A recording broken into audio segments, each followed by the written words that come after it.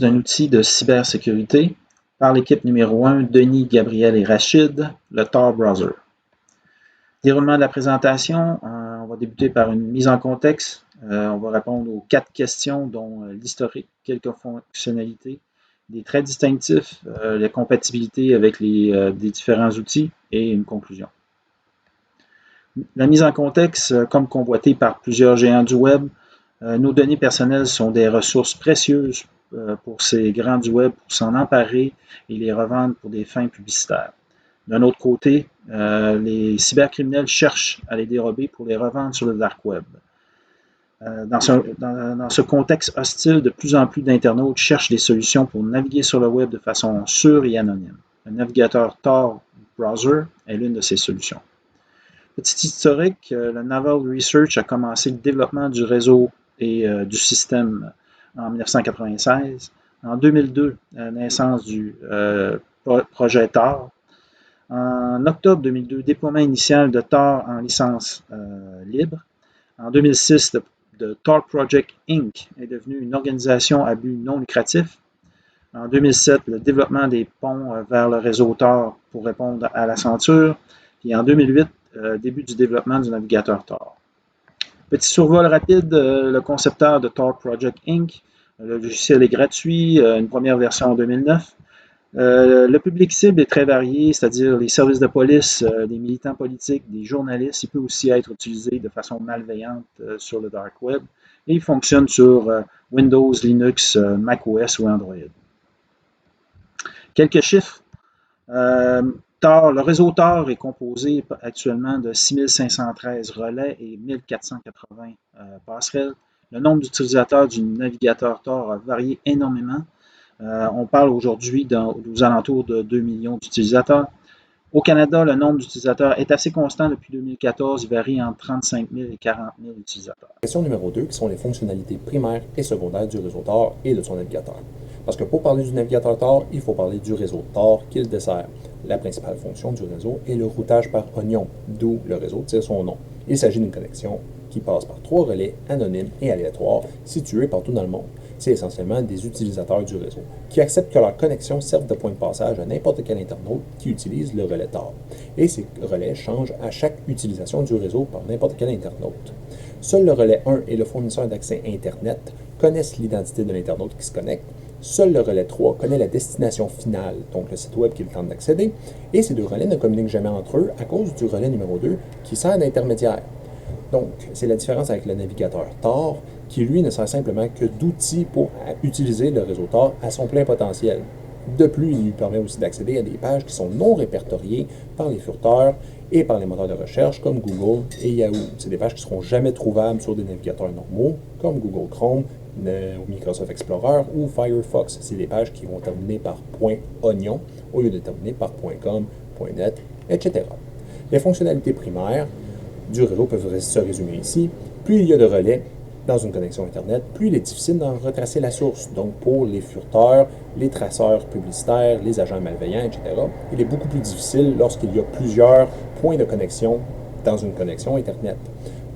Le fournisseur d'accès Internet ne sait seulement que l'internaute se connecte au réseau Tor, rien de plus. Il ne sait pas nécessairement la page qu'il tente de rejoindre. Les données sont cryptées à chaque relais et Tor assure la protection de la connexion, ce qui en augmente la discrétion et la protection du transfert de paquets de l'internaute jusqu'à Internet. Et finalement, cela réduit l'empreinte numérique de l'internaute, qui fait en sorte que son image est identique à celle des autres utilisateurs de Tor. Plus de gens utilisent Tor, et plus il est difficile d'en retirer un particulier du lot, car ils se ressemblent tous. Finalement, les fonctionnalités secondaires, étant donné qu'il est possible de cacher l'identité d'une personne, on peut aussi cacher sa provenance. Donc, il est possible de contourner certaines restrictions géographiques de certains sites web ou certains systèmes de visionnement vidéo comme YouTube, Netflix, pour n'en citer que quelques-uns.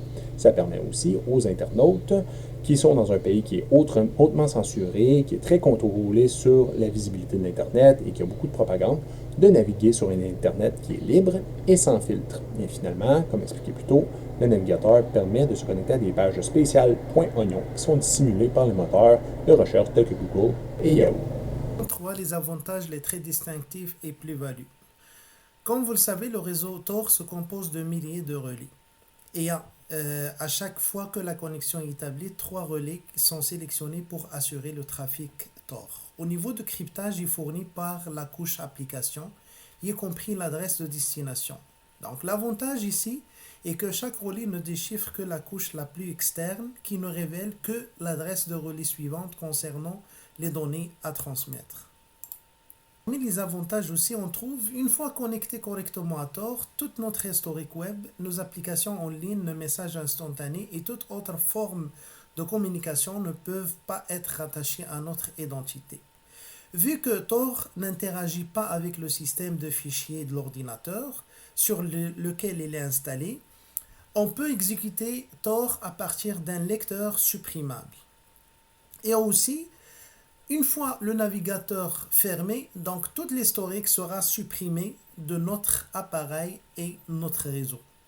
Et tout ça, ça nous permet d'échapper à des programmes de surveillance du réseau.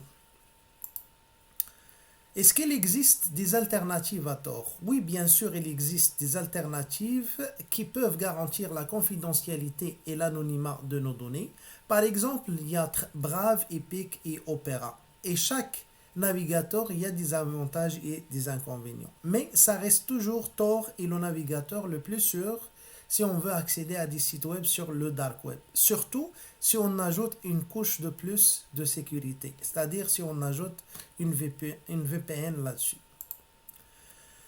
Alors, qu'en pense la NSA?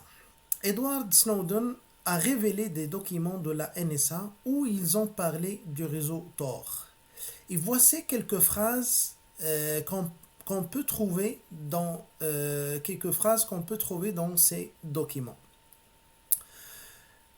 Par exemple, d'après la NSA, le roi de l'anonymat sur Internet, c'est Tor. Et aussi, l'analyse manuelle nous permet de désanonymiser qu'une très petite fraction des utilisateurs de Tor.